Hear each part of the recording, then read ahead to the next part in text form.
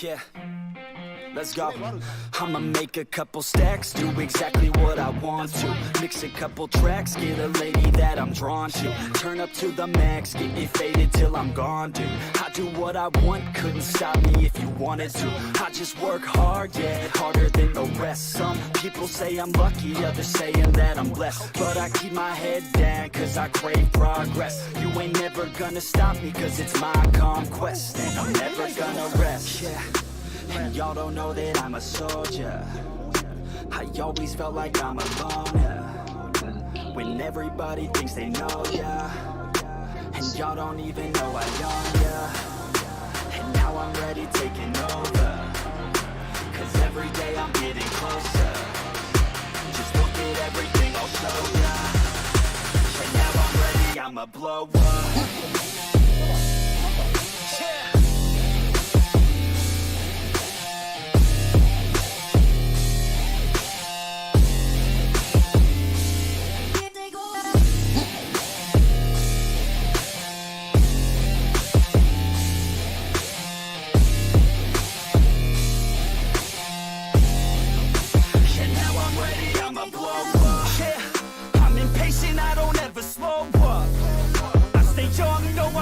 Grow up. I keep working to the point I throw up. And if you cross me, it was good to know ya. I'm impatient, I don't ever slow up. I stay young, no, I never grow up. I keep working to the point I throw up. And if you cross me, it was good to know ya. Yeah. Oh yeah. Yeah. I'm not the type to take no for an answer. I don't deal with people that are like a cancer. No, instead I hang with the people that enhance it. And I'm not the type to give out second chances. I just wanna work on my own for myself. I don't need no help, not anybody else. Nah, man, I got it dealt. I'm working on my wealth and I'm working on my health. Keep on working. Alrighty. Blessings. What's going on, everybody? Another episode today of Hwoodtv. As you all know, doing an early one today because us two have things to do today. I have a child that I need to make sure she gets a higher education, and this beautiful lady has to work. But I wanted her to introduce herself so you guys could know who I'm with today. Oh, is that my cue? Yeah. Hi, I'm Haley Gripp. Nice to meet you. So where you from? Oh, okay. We'll do the whole thing. The whole thing. Totally cool. I'm from Los Angeles, California, although I've lived in New York City as well as Minneapolis. I'm an anti-bullying advocate and an actress, and I'm actually a COPA certified special needs advocate as well. Oh, nice.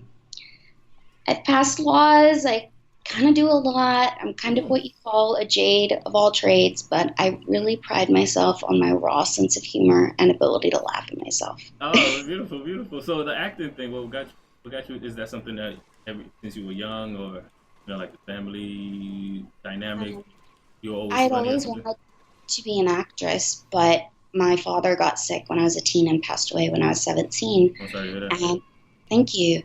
And so right before my 20th birthday, because I went to college for a while, I started and I did CSI and Lifetime and Hallmark and a bunch of commercials, and everything was going great for a while. And then I was hit by a drunk driver, and it really changed my perspective on life. And I actually took a step back from the entertainment industry and really worked on really giving back to others, and that's kind of what I did. And now I'm back in the industry, but taking those skills that I learned in my time off and really just utilizing them. So with social media, using social media as a platform to empower others. Right.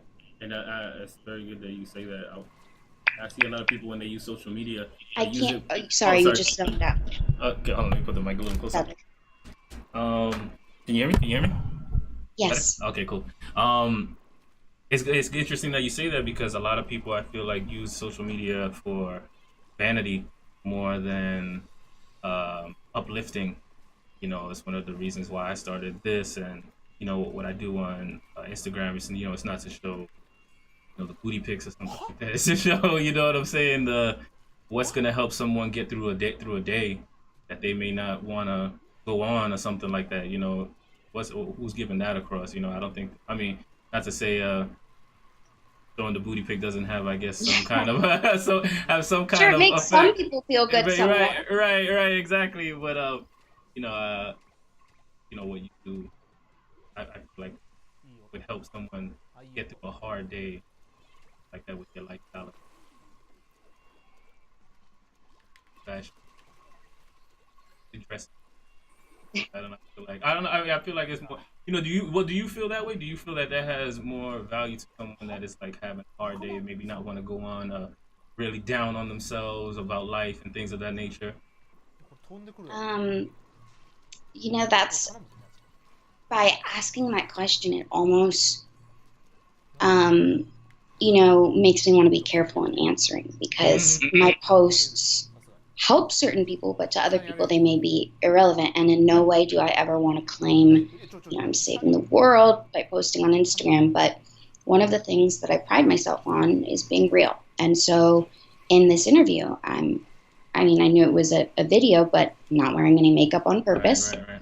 You know, I don't have my hair curled or blown out. I'm wearing a t-shirt. And I mean, I do everything just like everybody else. For me, my social media used to be a little bit different, where I'd post these long things that were like super emotional, which a lot of people really connected with, and now I kind of do that, but I mix it in with other things. And I had to do that because I had to reach a bigger audience. And you may think, oh, it's all about the followers. No, it's not about followers for me. It's about reaching people that need help. So reaching a larger scale audience. It's not, I could care less about status, about, you know, celebrity, fame. That's not what this is about. The more people I can reach, the more people that I can impact positively. For me, I have a very distinctive style, and part of it has to do with the fact that I have a lot of little girls that are being bullied that reach out to me. And so I do dress more conservatively on Instagram. And I actually just counted like the other day, and I have like 27 floral dresses in my closet, which is probably a problem. It's definitely probably a problem. You think so? And that was like after the summer purge. Like I should have counted how many I had prior to that, and that was after the spring purge and the winter purge. Like somehow they just keep ending up in my closet. What's going on here? No idea how. Who puts them there? But the reason being is, it was about a year and a half ago, and there was one girl who messaged me, and she said, why are you one of the few YouTubers or Instagrammers that I follow that cover up more? And I really thought about how I was going to answer that question.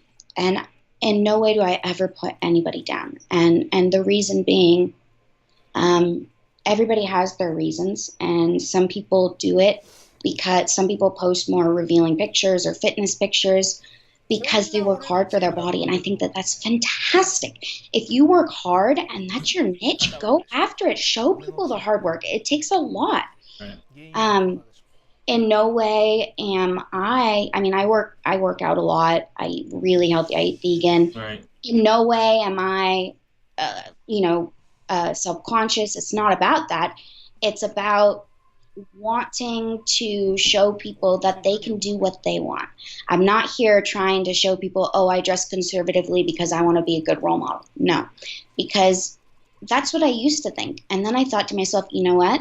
There are a lot of girls out there who do show skin, who are good role models. And who am I to judge? I don't know their story. I don't know that. All I know is me. And I know that when that girl said that, I responded with this. And I still remember to this day, because I get like 40 to 50 little girls messaging me a week, and I respond to every single one. Beautiful. And I said, in this world, everybody does something differently. We all have a choice and whatnot. Being a so-and-so quote called influencer, influencers have the power to influence. In no way do I ever want any young girl to think that they have to dress just like me or look just like me to gain any sort of status or validation. And I said, I also pride myself on being a feminist. And one of the reasons why I dress conservatively is I have nothing to hide. And there's even, if you go way deep down in you'll find pictures of me in a little, like, swimwear at the beach with friends or something. But I want people to see me for my mind. And a lot of people don't realize I'm actually a businesswoman too. So I do a lot of business. I'm a marketing executive and take on different projects. And it's not my looks that get me in the door. Well, sometimes it is, but I rely on that. I rely on my intelligence, and it's something I pride myself on. People ask me, what's your favorite feature? And I say two things. I say my intelligence and my heart. That's a beautiful thing to tell them. And I think again, when we talked about it previously, and I was talking about the booty pics again, I'm glad that you clarified, because it wasn't to shame anyone that works for what they what they work for. Again, in the right context, it makes sense. I know you were gonna say something. Yeah, to go off of that, and I know people personally who do this, and I will actually say something. And I did a test, and I've done a test, and I've seen it. And when I post, those pictures with friends, and I'm in a swimsuit or something tight, I get twice the amount of likes. I get almost 3,000 likes and whatnot. And you know what? It used to inside break my heart a little bit to say, gosh, I have to be more revealing or take off my clothes to get likes. But then I thought, it's sad. It's sad that there are people out there who just go on and look for the prettiest girls, and maybe they're lonely in their life. But then I really thought about the psychological side of these girls. And I was recently in a room with 32 influencers, and there was a guy who's a self-help, women empowerment, and by the end of what he was talking, it was a guy that's a self-help woman empowerment. He's a guy. Yeah. Okay. So he's a writer and a motivational speaker, and really speaks about loving yourself and really letting go of your past and things like that. He invited these female influencers and asked us a few questions. Okay. One of them being, why do you post? Do you post to be validated? And then he asked us all a question, and by the time that we all had taken a few minutes of thought, we were all sobbing. And he said, how many of you guys can raise your hand and say you're completely happy? And not one of us could. And he said, how many of you guys do this? And sometimes you guys go through depression or whatnot. Nobody ever knows. And just because you look happy or whatnot, people don't realize, that you're struggling, and you're actually struggling alone. You have an audience, but nobody's there to hug you. Right. And those words struck home. It's funny that you say that, because I talk about it all the time. I said, look, I'm not in the best position, but I want you guys to see the journey, of someone, doing the best that they can, trying to come up, doing whatever entrepreneurships that you're doing, whatever it is that you're doing. Everybody had to start from the bottom, unless you got some kind of bank account rolling from somebody or somewhere or something of that nature. But everybody's journey when they're starting from nothing is the same. It looks like nothing around you. You're walking the streets, everybody's the same, everybody bleeds the same, everybody's focused, everybody has a dream. If it's something that you're passionate about, you're thinking about it all the time. Sometimes you can't even sleep because you're thinking of ideas that wake you up in the middle of the night. These things are real, and it doesn't matter if you don't have any money or you're already at the top of your game. You're still the same in the grind, I guess you want to call it. Absolutely. And it's all it's all the same. We all start the same. So I feel like the showing the journey is so important for people, because a lot of people would like to say, well, maybe it's easy for you. You got maybe M's in the bank already. You really can't talk. But yeah, they can, because they didn't always have M's in the bank, you know. And just because they're documenting it at this point doesn't mean they weren't at your point. And I feel like it's so important to show that so people can see, like, yeah, it's true. It is for real. One of the hard things, to go back on what I said prior, is, and I've been guilty of this too, because as someone who has no victim mentality, because I was told what I couldn't do growing up and everything, and I've had to fight, and I'll get into that a little bit later on, but is that social media is used in a certain way. We don't show the bad parts of our lives. The influencers and whatnot, we show the happy parts. I'm guilty of this too, because I don't want people to feel the pity. I've been through an extreme amount of trauma for someone who's 25. It doesn't matter what color skin you are, what sexual orientation, how much money you can come from. Bad things happen to all sorts of good people. And it's all about how we handle it. And I've been completely knocked down and had to rebuild myself multiple times. And, you know, every single time that happens, I have a choice. I could drown my sorrows and complain and have that victim mentality, or I could just say, this is what happened. I'm going to rise up, I'm going to move on, and I'm going to live my life. With me, as an influencer, I do post the more happy things. And it's also because it also empowers people. But then I realize there's those posts where I open up and everybody goes crazy because they want to see a piece. What they're seeing is the surface. Another thing with influencers that kind of breaks my heart is the materialistic side of being an influencer. Oh yeah, the cars, the makeup, the whole kit and caboodle of it, right? What people often think is, man, these people are rich. And I'm going to set a truth. And once again, before I say this, because before I say anything, this does not apply to everyone. Right. And I want to be very clear on that. It's good that you are being clear, because a lot of people will kind of bash and, oh, but what about you? Yeah, I get you. And the one thing, if you Google my name, nobody can find anything, because I enunciate myself very clearly. I'm not a dramatic person. And I specifically do that because emotionally I wouldn't be able to take it in here if I had that. But that money that you see on those beautiful, like, vacations in paradise, those cars, those designer things, they come from 3 different places usually. Number 1, mommy and daddy. And I would never do this, but I could list 5 off the top of my head of that I know personally. Right. Number 2, wealthy significant other, whether it be a boyfriend, husband, sugar daddy, whatever it may be, are paying. I mean, I'm trying to, like, stay as positive as possible, but, you know.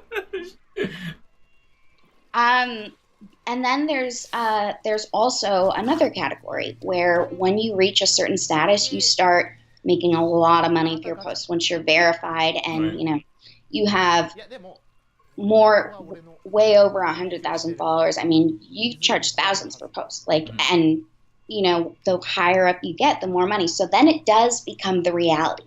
But when you look at these people who just have these luxury lives, you also don't realize that a lot of it's an illusion. Like, I've had friends who, and at times where I'm struggling immensely, say, oh my gosh, like, I wish I was doing as good as you. And it makes me want to laugh and cry at the same time. And I sit them down and I go, that lunch that you saw, that was a business meeting. And I didn't pay for that $40 salad. Like, that was at, you know, the Beverly Wilshire Hotel with that, you know, I didn't pay for that.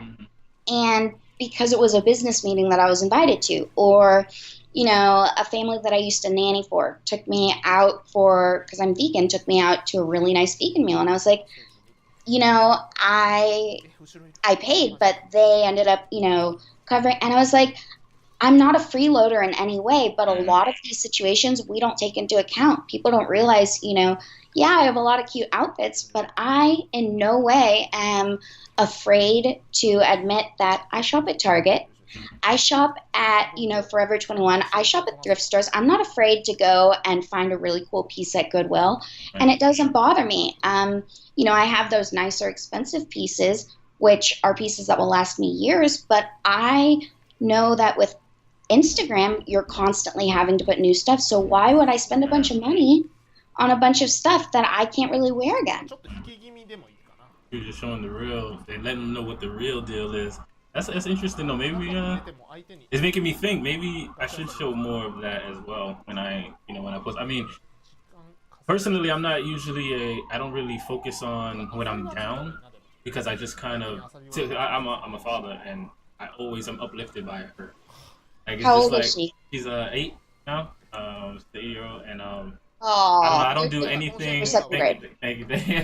And I don't know. It's when I wake up, I'm thinking about her. It's, what am I gonna do positive in my day that's gonna make her life better? That's what it's always something about her.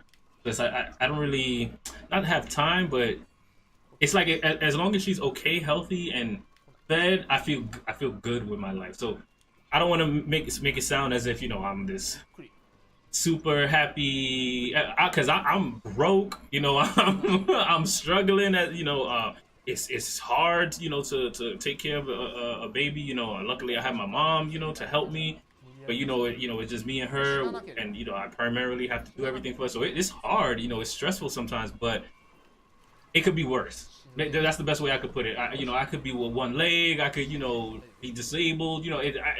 Tons of other things can happen. But fortunately, I don't have those issues. I, have all my hands, all my feet.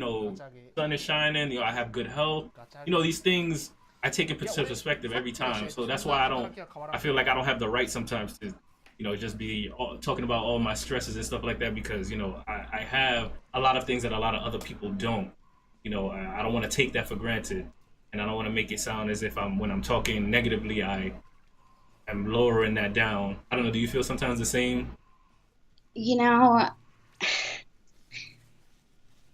One thing that I've had to reteach myself a way of thinking, and I did this a few years ago, is I realized a few years ago when I was going through things, the grief of my dad's death, having to take a break from acting because after getting hit by the drunk driver, I was recovering for 9 months, like physically. All of these things happening, it was so much easier to complain than it was to think of all the amazing things that I've been blessed with. Right. And I sat there and I thought, why on earth am I pitying myself? And, I thought, like, despite these things happening, there are people with cancer.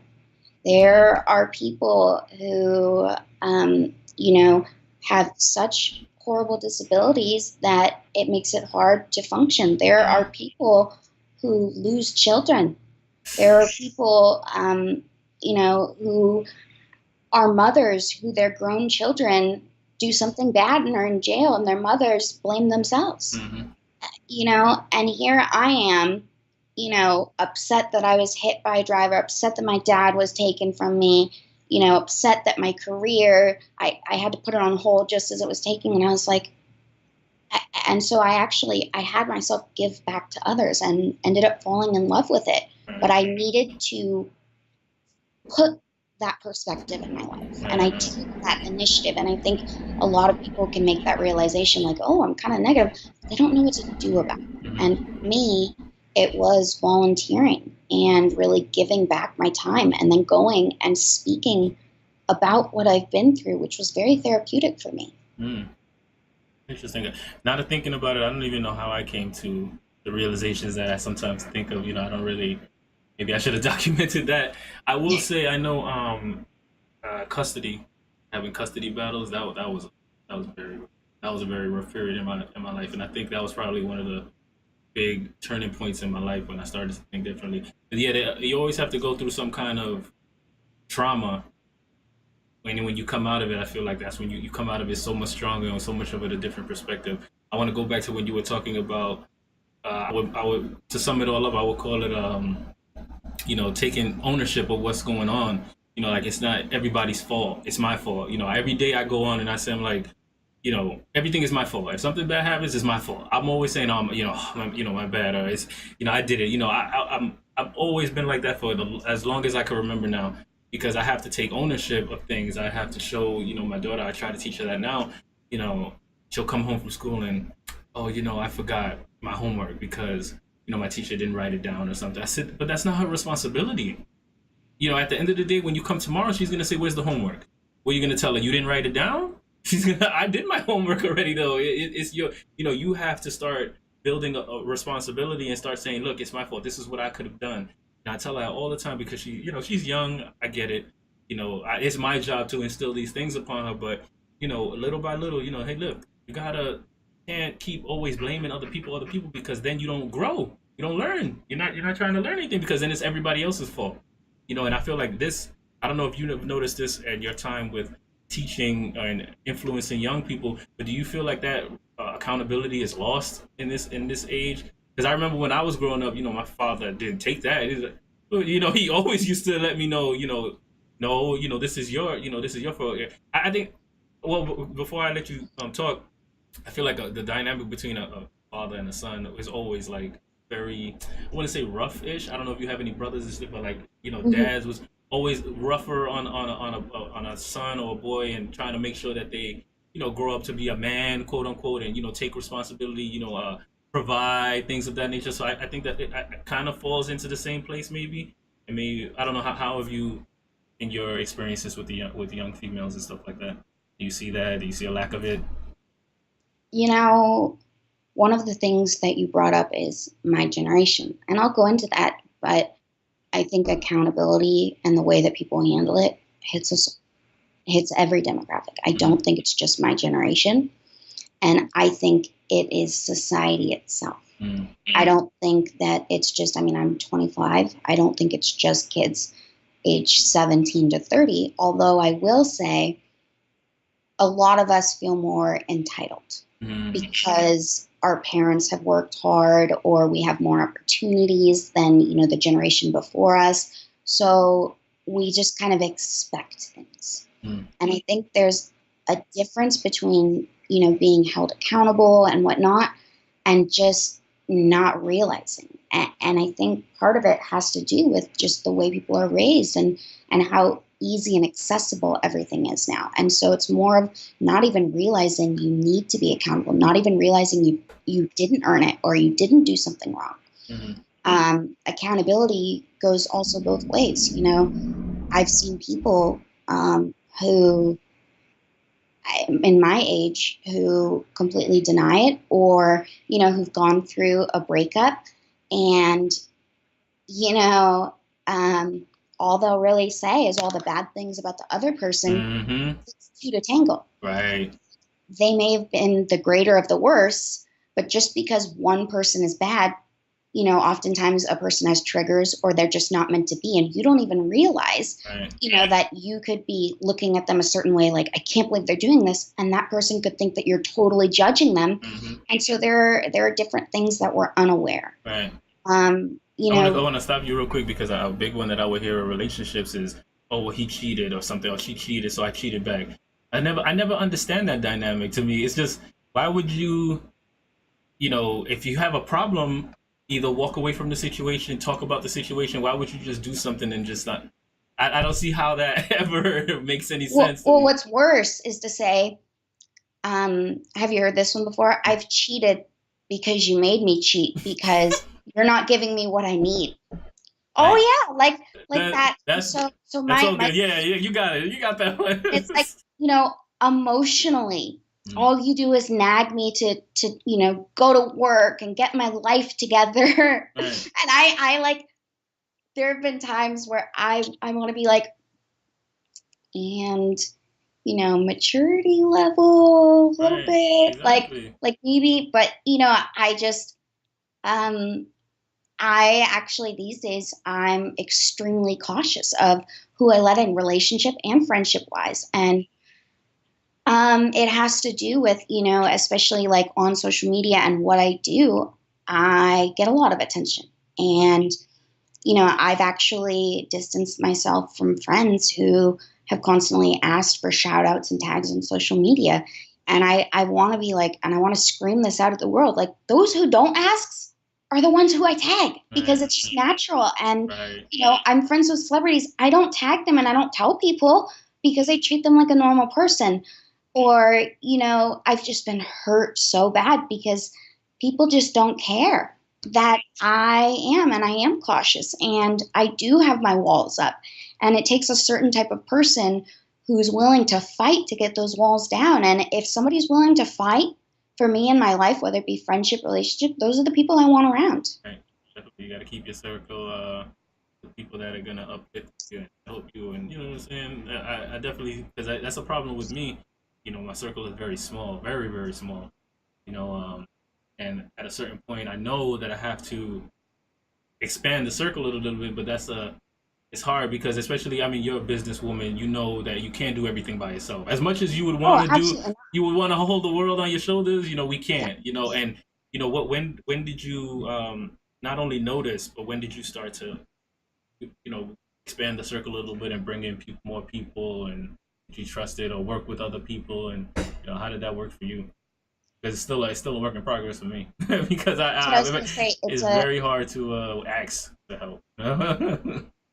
Every day is a work in progress. And I'm at that point where most people don't realize, because you look at my Instagram, and one of the things people don't realize, I mean, you can Google a Haley Gripp boyfriend, you won't find anything. And so I keep my private life private. Mm-hmm. I post very rarely pictures of my family.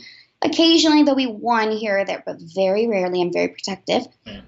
And I will not post anything about a relationship because I don't want people to know. Right. I am so public about my life that I want to keep some things to myself. As for business, if I could do everything myself, I would. Mm-hmm. But that's gotten me in trouble, is because I know that oftentimes, like, I give 110% and some people will give 76%. Mm-hmm. And so I'm like, well, I'd rather just do it all myself. Right. And do it. And there have been times where I've burnt myself out because I knew that they'd do not I don't want to say not what I wanted, but they wouldn't do it to the effect that you would do it, and that would lead to success. And so I knew that if they did it, it wouldn't get the direct results. But one of the hard things too, and I would bring this back, tie in what we're saying now with accountability. Okay. And I'm going to bring this, and this is also a question for you as a parent, because I'm not a parent. Well, okay. But recently I've dealt with a situation where it was like a person in their late 20s, and, they did something that was not in my beliefs, or, just something I didn't agree with in a professional setting. And, the parent goes into protection mode, and no matter what, their child does nothing wrong. So my feeling is, all I could think is, my mom's a stickler. Like, she's old school. Like, if my brother or my sister or myself, like, if we stole something, she'd take us back and make us and make you give it back, and take the consequences, whatever you gotta eat this consequence, right? And then there's either people who won't admit or won't take accountability, and I'm different. If I make a mistake, I own it. I want to know, because I want to improve myself. I don't want to make the same mistake again. And I think taking accountability is not only the most honorable thing you can do, but the only thing to better yourself. Right. 100%. And so as a parent, if you felt that your child was being attacked or called out on something they did, would you try to completely shield them, or how would you handle that? Because I'm super curious. Well, depending on the situation, so this is how I usually tell my daughter. I say, look, if anything happens outside and you tell me, let's just say, for instance, you didn't do it, I'll have your back. Now, I have your back no matter what. But if you did do it, I want you to be honest. If you did do it, tell me. Always be honest with me, no matter how much how angry I get. You have to tell me, because I'm gonna have your back, and I want to always have your back. But if I ever find out that you lie and I have your back, it's gonna be harder for me to have your back on certain things. But if let's say the same situation, she robbed or something like that, I'm like, what I'd say it's my fault. First of all, it's my fault. What reason did I give you to rob someone? Did you not? Do I not give you enough? Things that I like. That's what I'm thinking in my head, right? First of all. So after I'll have the conversation with her after she accepts the consequences of what she does, because at the end of the day, you chose take something, walk out with it, and not pay for it. Only you could have done that. I can't do that. I can't make you do that, right? Nobody had a gun to your head. So that's first off. Then after that, I'm talking to her in the house, and why do you feel like you need to steal? What is it that I'm doing wrong? To you, what do we need to talk about? How can we work on this or something? Because then it's my fault, because there should not be a reason that you feel like you need to steal. I never stole in my life. I never had a reason to, because I was always either raised to work for what I get in some kind of way, whether it's get good grades, my parents will get it for me. Work, I had summer jobs all over the summer, so I didn't have a real reason to. I was, and I was too scared to do it. Like I didn't want to get everything I had taken away from me, just for over something small where I could either work for it or get it. So me, that it was different. So that's how I would go about it, if something like that. And I love that, and I think that like accountability and shielding can take many forms. Like, and I've dealt with these circumstances where it's like a boss shielding an employee or something, and a lot of the times it has to do with reputation.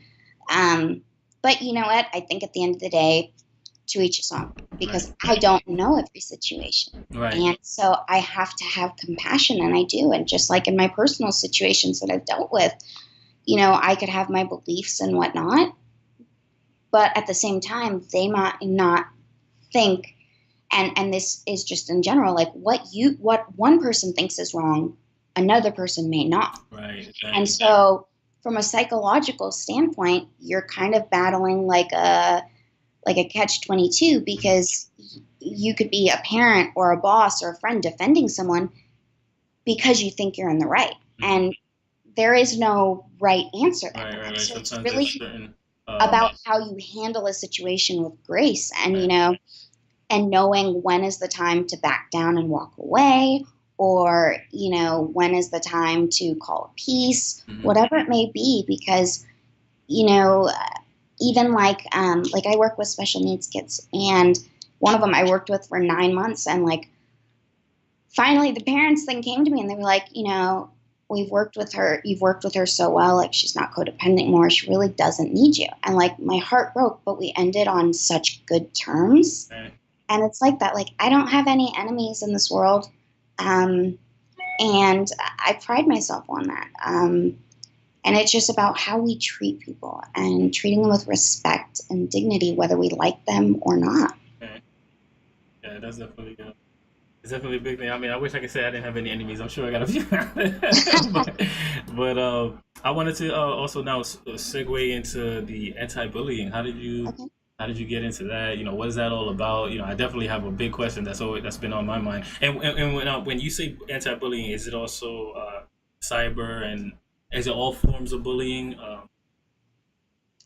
Unless someone Googles me and reads all the articles, a lot of people would never know I suffer from Tourette syndrome.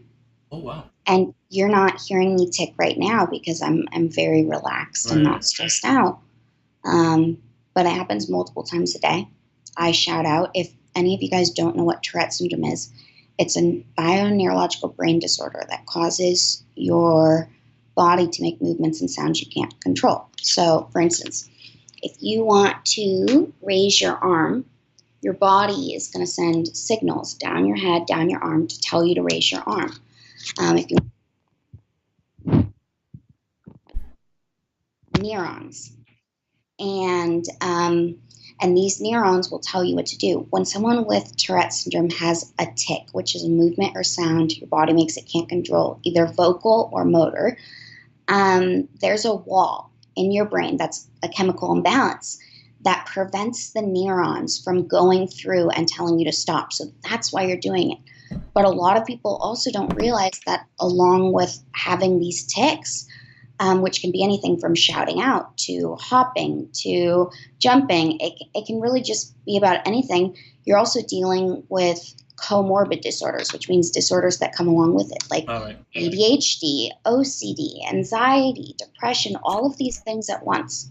Is that something that it's always the case when you have Tourette's? There's always something associated with it? 90% of the time, yes. That's crazy. So Before you continue, friend in here, the original Dubs, they say you're a very strong woman in the chat. what? In the chat, they say you're a very strong woman. Oh, thank Dubs. you. I don't. You're probably not looking at it. You would have to. No, I'm new at this, so Okay. I'm happy I turned the camera on. Okay. Correct. Yeah. That's an accomplishment for me. Okay, like keep up the great work. Can tell she is very nice. Oh, thank you. But I'm not the best at technology. Yeah, about 90%. Or like, for instance, there's nobody in my family with Tourette's, but my brother has really bad ADHD, so it can go and skip generations and whatnot. So along with this, what people don't realize is, so Tourette's, it's triggered, the tics are triggered by stress, fatigue, illness, excitement. So before I'm doing a photo shoot or before I'm on set, you don't realize that I have vocal tics and I shout out chimpanzee on a railroad. I know, it's kind of funny. That's the go-to one every time? That is, well, you know, they change every few months, but that's the go-to one. And that I'm doing this, and then as soon as I get on, I am able to hold it in, is the best word. And then, you know, as soon as I'm off, my scene is done taping, or, you know, if I'm giving a motivational speech in front of thousands, as soon as I'm off the stage, it comes out. And so with that, I actually grew up and I was showing signs at the age of 8, but I wasn't diagnosed till age 10. So for 2 years, I was actually drugged by a doctor who diagnosed me with a multitude of things that was not what I had. It took, you know, that diagnosis, and I cried because the doctor looked me in the eyes and said I'd never have control of my body for the rest of my life.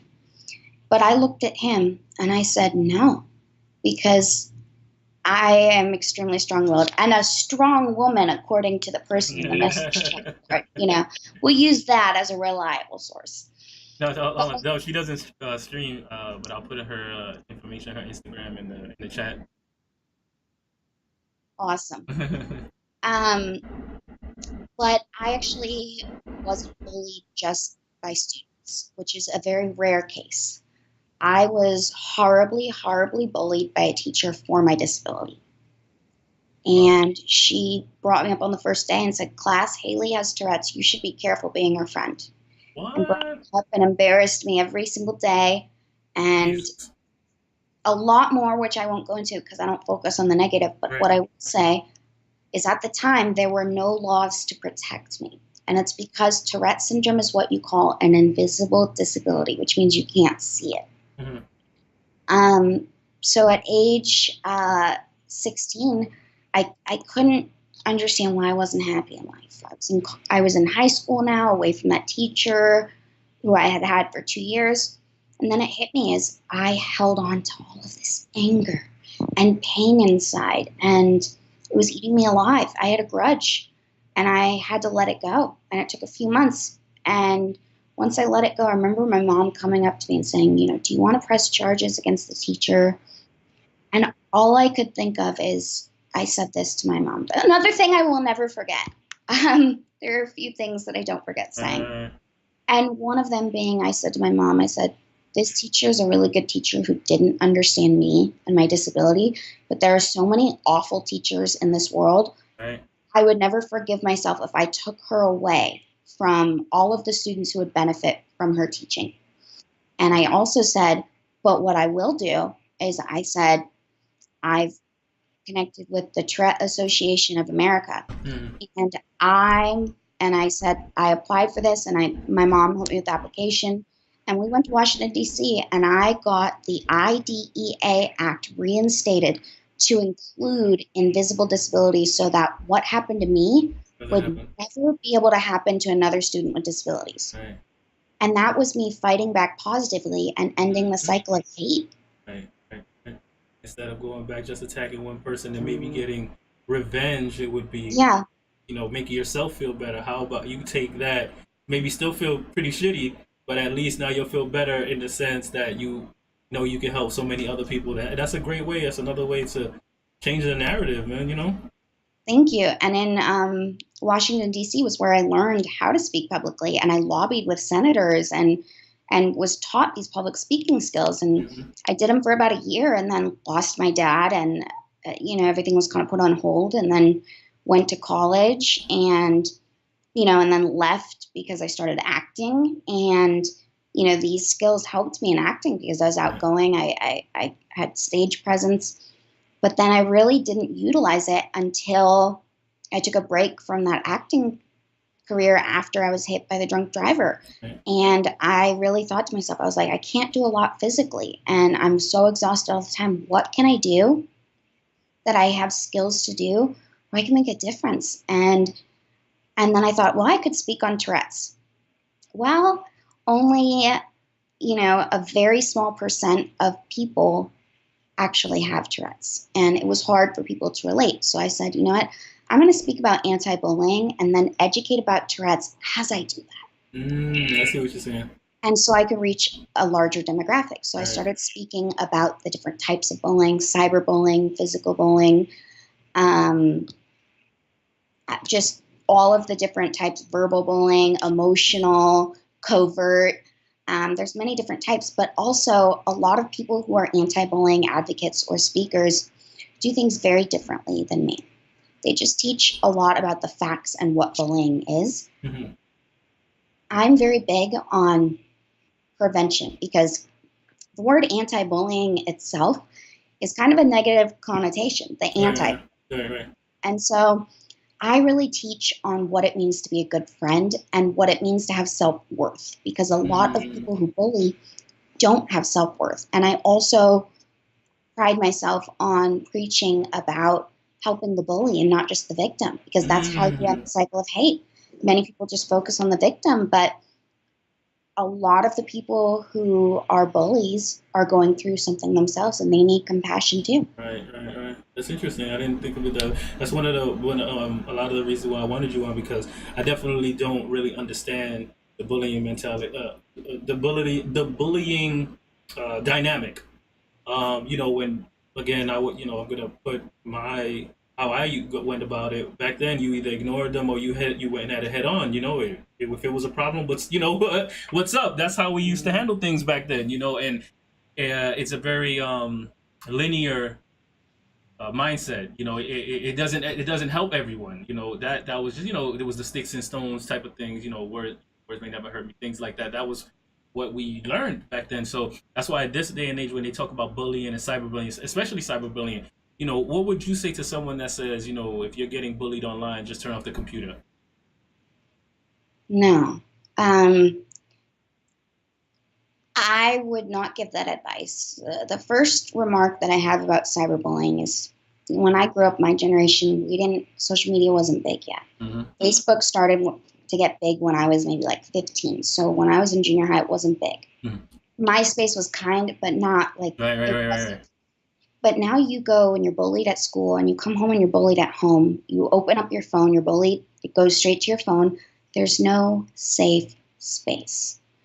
My best advice is if you are being cyberbullied or someone you know, by let's say someone at your school, write an anonymous note or talk to a teacher or tell a friend. A lot of people are embarrassed to go and whatnot, but what people don't realize is small, snide comments for cyberbullying can get a whole lot worse.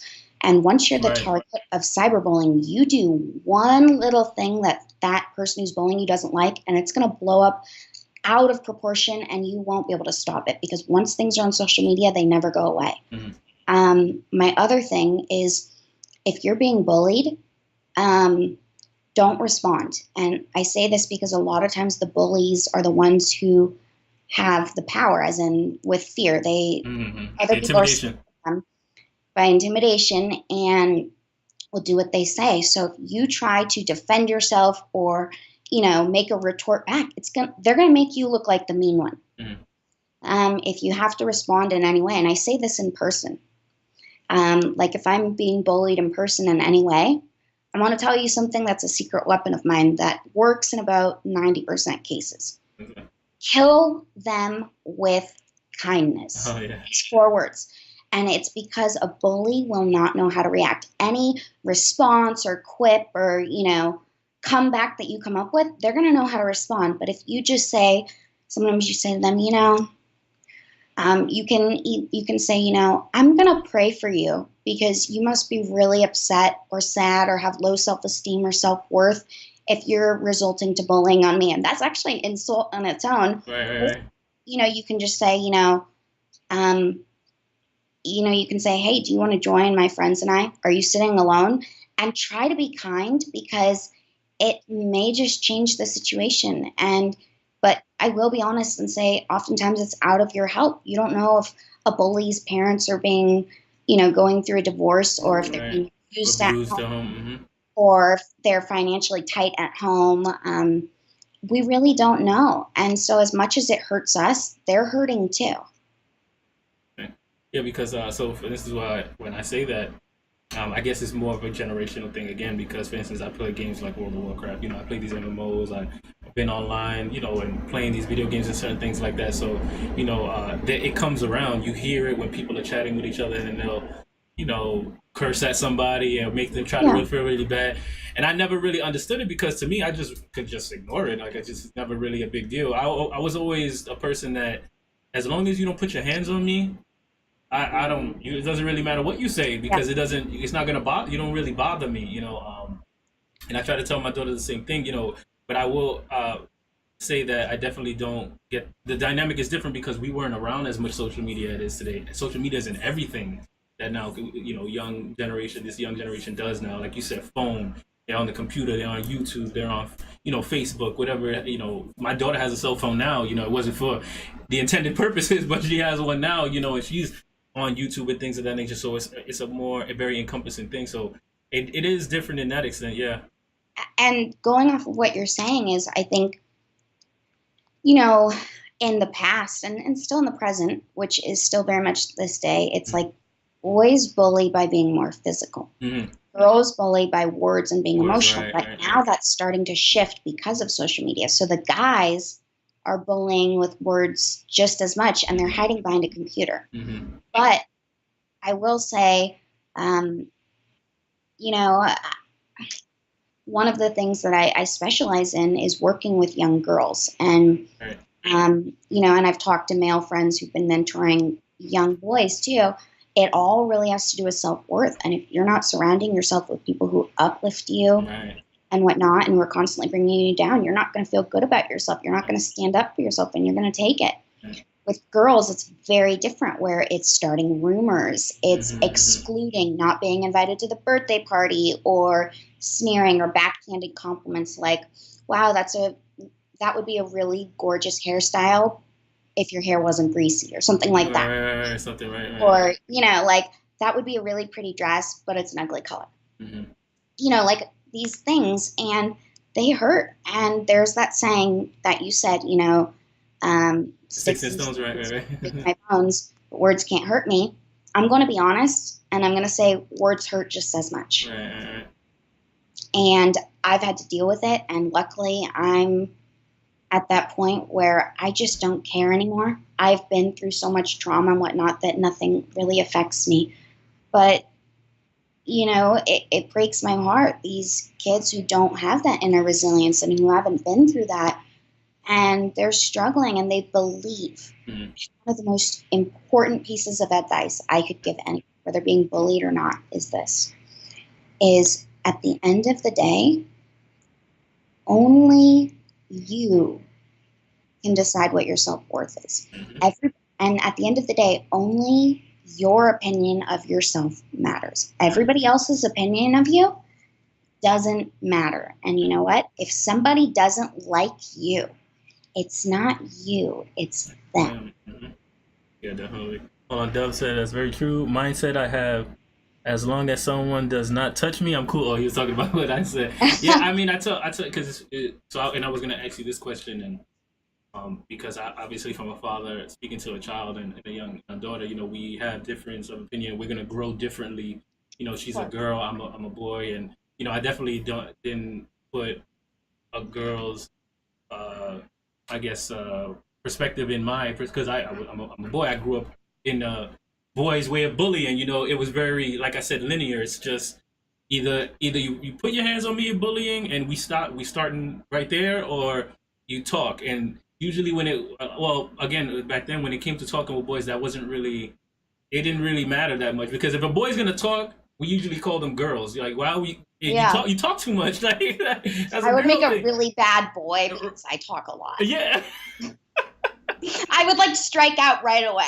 Yeah, and I see it now a lot. You know how I'm looking at it now as I'm getting older. It's the same thing to me. It's just, you know, you can say anything that you want. You know, it doesn't really bother me. You could talk all day, as long as you don't put your hands on me. We're all good. You know, and that's how I always. But I see how females. It reminds me of, because I got my degree in sociology, and Mean Girls was the best sociological. Oh yeah. For sociology, that they always used to reference Mean Girls, and Mean Girls also, you know, for bullying is definitely for female bullying. I guess you could say that dynamic of female bullying, how they talk, how they spread rumors, you know, everything that you said. It reminded me of Mean Girls. So from me raising a girl, I teach her the way I was taught. You know, they can say whatever they want. You know, you're beautiful in your own way. You know, I try to give her as much uplifting as possible all the time. You know, as long I tell her, you know, don't listen to a lot of what people have to say. And when it comes to negative stuff, you know, as long as they're not putting your hands on you, you're okay. You know, when they put their hands on you, you do what you have to do, and then you let me know, and then I'll take care of the rest. You know, that's how it has to go. You know, I guess I'm teaching her as I learned, very linear. What would you say that I should also include as for anti-bullying, something to make sure that, you know, she doesn't get in those situations? Because I mean, I guess I can't put her in a bubble, but I would want to give her as many tools as possible to be able to handle herself. As much as a parent, or I mean, I'm an aunt who's overly present in her nieces and nephews' lives. Right. You can't prevent anybody from being in a situation, but like you said, you can give them tools. Mm-hmm. And some of those tools can be recognizing what bullying is. Mm. And, you know, there are sites like AmericanGirlDoll.com and things that are relevant to kids, mm-hmm. where you can look up your age group and you can watch, you know, these little animated videos that talk about the different types of bullying. Okay. And it's a lot easier to get on a kid's level and speak about it that way versus their mom or dad, you know, right. just telling them. Right. But what's specifically created by like psychologists and whatnot to go directly into the kids. Another thing that you can do is really, you know, teach your kids kindness and how to be a good friend. Right. I would also teach them to stand up for themselves, but to also stand up for others. But you can tell them, and it's a catch-22, because, oh, you stand up to the bully, you're a target. No, you can say that by standing up to others, one of the things that you can do is you can actually, you know, report somebody else being bullying, and that's standing up just as much. I think the most important thing that you could ever teach your daughter, though, oh, you just popped up on another little video right there. Oh, me? You have like a little cell phone sized one. Oh yeah. It just popped up out of nowhere. Okay. Anyways, the most important advice you could really give your daughter is telling her this, is saying, you know, how much she's valued and loved, but also making that communication line open and feeling that she has a safe place, and that telling her that, you know, if she's ever being bullied, it's never something to be ashamed of, and it's never her fault. Oh, yeah. And it's always that the bully is going through something else. And I think a lot of kids don't tell parents or teachers or people because they are ashamed. And so knowing that it's not them, and, you know, if they are being bullied, telling them that it's the bully's person's loss, mm-hmm. because they could be a great friend, and really just being a positive, uplifting environment. There's not much else that you can do, but just know that you're making it a safe space for her to come and tell you. Right. Yeah, I definitely try to encourage communication between me and her. You know, I'm always constant. Yeah, I'm very involved.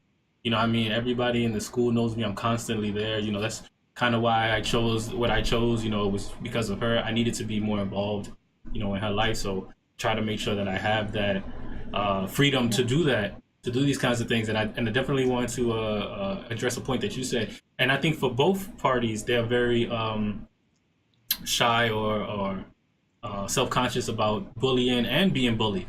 You know, so I don't think all the time, you know, like for instance, a bully is not going to go to their parents and say, yeah, I'm happy about bullying somebody.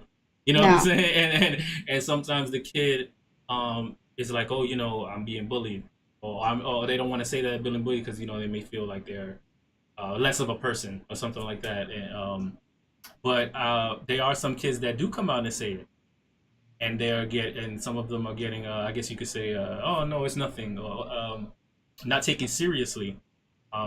I noticed it a lot for, well, you work more with females. Do you see that with females a lot, where they're not taken seriously when it comes to form bullying? Or I see it with females and males. Mhm. So as much as I work, let me rephrase that. I work with both males and females. Okay. But my what I really specialize in is girl bullying because it's so much more complex. So Yeah, it I could is. say I This specialize in sounds male complex. bullying too, Right. but girl bullying is a lot more complex. So male bullying is the dynamic of girl bullying. So I could say, okay, I specialize in both, but I'd rather, what was the question? I totally Oh went no, right no, after that. no, it wasn't really a question. It was just something that I noticed. You know how I see when Oh, not being girls. believed, right? Right. For girls, what I often see is them being told they're being emotional, being Mm-hmm. told they're being dramatic. Mm-hmm. And, it's especially hard for kids who have disabilities. Like if you have ADHD and you're constantly jumping out of your seat and you kind of Mm-hmm. have behavioral issues, being believed you're being bullied is harder. Right. I think, especially when you're at a younger age, the parents really do need to take a role. Yeah. And, there are signs that parents can look for in their kids. Are their grades dropping? Are they coming home? Is there a lack of appetite? Are they not trying as hard in their work? Is their handwriting completely shifting? And do they just not care? Do they suddenly stop talking about friends at school or not want to talk about school?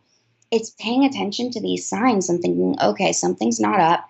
And if your child won't talk to the Talk to teacher. them. Right. Yes. The teacher may not know, but telling the teacher can keep an We eye. keep an eye out. Yep. Mm-hmm. Mike Hunt, thank you for the follow, my friend. I appreciate it. Blessings. You're here with Haley Gripp, talking about strategies for anti-bullying, specializing in young adults, young people, your little people, females. I think in with males, yeah, it does happen. And I think that part of the problem with males is people don't realize it's no longer just physical. Right. And I don't just mean that with social media. So unless a male has a bruise on them or some sort of physical scar, it's very hard because we're not used to that Right. for a boy to say, I'm being bullied. And it's also almost embarrassing for a guy because as a society, we teach men and boys to be, macho and tough and tough it out and to not be emotional. So a lot of guys are being bullied, but they won't speak up. Right. The whole macho thing and everything like You that. hear more about girls being bullied because guys don't speak up. Mm-hmm. So, in your opinion, I mean, I know you don't specialize much in females, but you dabble in males a little bit.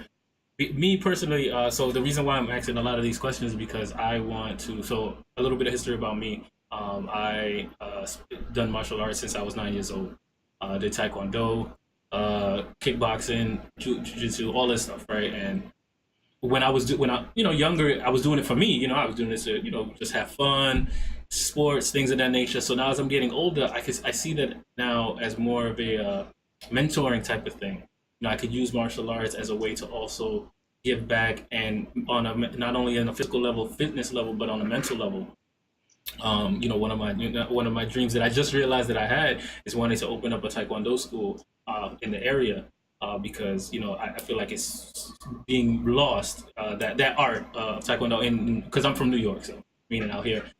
You don't see it much anymore, or the taekwondo that I'm used to, I guess you could say. I feel like it's lost out here. So, I also want to use that platform to help, and I see a lot of younger males lost. They don't have a father figure in the house. So we grew up with our parents. At least for the most part. We knew our dads. We got good memories of our fathers. And they taught us certain things. And I feel like a lot of there's a lot of broken homes out here. So I want to have these tools. So for when I do have the platform, I want to have the best well-rounded ways of helping them mentally as I do physically. So for a man, for a male, for a young boy that's growing up in these situations, how do you feel is best to go about kind of, or what are the signs that I should be looking for to try to engage with them, or I guess you could say to maybe, okay, I say a certain sign that I see, I'm like, oh, okay, maybe he might be bullying, and then how can I talk with them about it to kind of bring it out, being that boys are a little bit more, I guess you could say, shy on talking about it. Um, like you said before, boys don't talk as much. Right.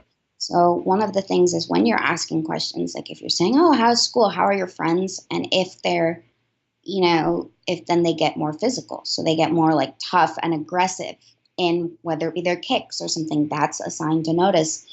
Another thing is if they go, "Oh, it's fine." Sometimes, and you know what, you Yeah, it's an really issue. Yeah, have yeah, to yeah. gauge it. Right. But one of the things that I would recommend about getting them to open up is sharing your own experiences, Right, right, right. and saying, "Hey, I just remembered this story, even if it has nothing relevant. And I was bullied or whatnot." And you can say, "I'm curious. What are the kids like at your school? Like, have you ever seen someone being bullied before?" Right. And then if they say, maybe you say something like, "If you saw that, I'm curious how you would handle that situation. That's a What good would one. you do? Like, would you ask them to be your friend, or I?" And you can say, you can even say like, "I'm asking a lot of kids your age because I'm curious, and I wanna help and or whatnot, but I'm really curious because your generation is very different than mine." And That's a good way to tell them. making it as much not about them as Right, possible. right, It's the opposite of a girl. right. Oh, that's so. So with a girl, you would so the opposite of them would be more making it about them. That's what you do, or making it Um, about the situation. That's what you yes mean. and no. So with a girl, Wait, um, give me one quick second. One second. One second.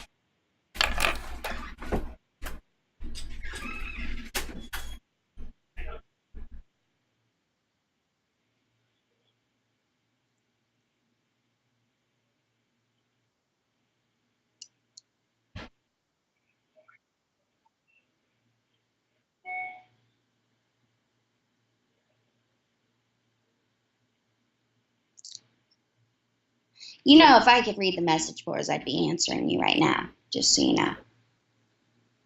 If anybody's listening.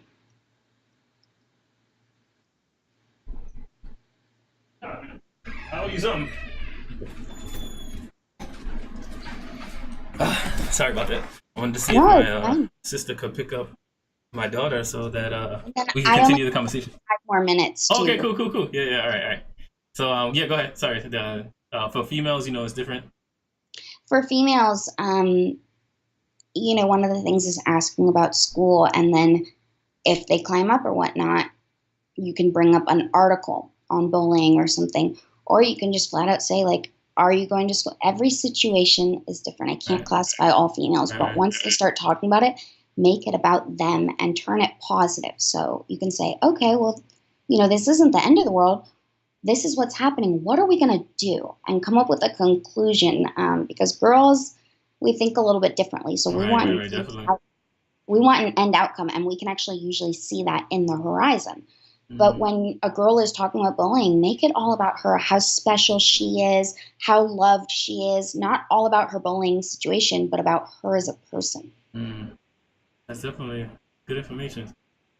I know because I know you got to go, and I don't want to get you into a long rant. Then you're like, Well, oh I'll shit, I'm definitely be late. back. We'll do this again. Yeah, definitely. Yeah, we'll definitely have you on. Again, I'll link up with you to try to get another time. Next time I'm in New York, we'll. Oh, definitely. Yeah, that'd be great Yeah, too. Yeah. because I fly back and forth all the time. Oh, So cool. Anything you want to plug in then for everybody that came through? Your social media, your clothing line. I mean, of course. I mean, this is a good platform. yeah, my social media, you can find me on Facebook at Haley Gripp or Instagram at It's Haley Gripp. I also have a vegan women's empowerment lifestyle blog that is available for anybody. You don't have to be plant based, and it's called www.girlswhoeatplants.com. Yeah, we'll plug them in there. Yeah, and we give recipes as well as interview empowering women and whatnot. I guess my last piece of advice is kindness is the one thing you can give someone that doesn't cost money, that doesn't cost anything, exhaust you or whatnot. One little act of kindness or even just a smile can cause a chain reaction. And, what I will also say is bullying itself is also a chain reaction. And once you break that chain, just about anything is possible. Definitely. I put your links in. That's what I was doing right now. So I put your Thank you. link, your Instagram link. You want your Facebook link in as well? Nah, I haven't posted in a few months, so Okay. Well, I will say just a little bit of advice. What you can do is there's something called Linkle, Linkle. You can put like everything on there, all your social media sites. So it's just like one I plug think I in. heard that. Yeah. I mean, I do it as well. So it's something that'll help out, and then throw it in there as well. as well. Well, thank you. I hope you have a beautiful day at work. I'll definitely link up with you, your Instagram, so try to sit again sometime. Definitely would love to meet you in person. Any talks that you're doing anytime soon that you know about? Maybe out here in New York, Los Angeles, anybody else out there? I'll be coming to New York, I think, in November. Oh, cool. Yeah, so we'll have to link up. Yeah. I just signed on for a big feature film, which I can't talk about, but it'll be releasing in 2020, and I film next year. Oh, nice. So you're going to be super busy, huh? Yeah, and I've got 4 speeches in LA lined up. For me, I've kind of been taking these few years to plant my seeds, and now just growing and, really just making that positive impact. I'm on a women empowerment panel in LA in November, and just a lot of things, and especially with the lifestyle website is really starting to blow up and be really a source of positivity. So yeah, especially the vegan lifestyle. I know it's probably hard for certain people, so definitely we'll get to talk about that next time. How you handle it and stuff like that. Well, I want to thank you again. Blessings to you, all your family. Hope you have a beautiful day. Gonna get up with you soon. Sounds wonderful. Thank you so much for having me. Oh, of course. Thank you for taking the time. Okay, bye. Take care.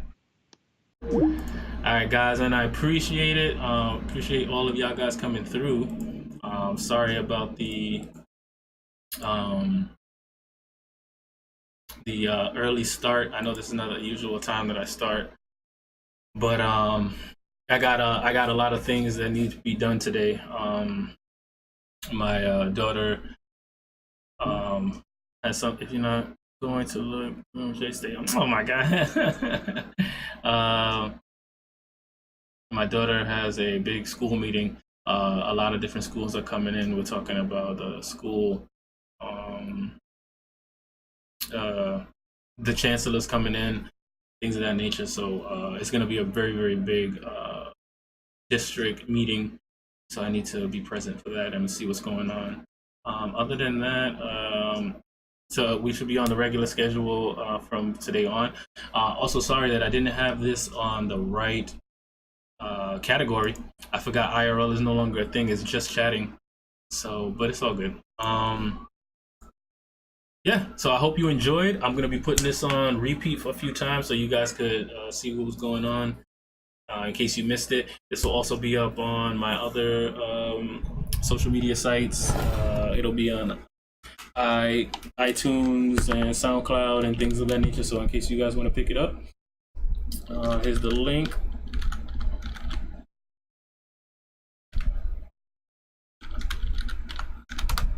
And yeah, I hope you guys have a beautiful day. Excuse me. Blessings to you and all your families and everything like that. And I will see you guys in the next one. Myself, yeah, and y'all don't know that I'm a soldier. I always felt like I'm alone, yeah. When everybody thinks they know, yeah, and y'all don't even know I am, yeah. And now I'm ready taking over, 'cause every day I'm getting closer. Just look at everything I'll show ya. And now I'm ready, I'ma blow up. Yeah.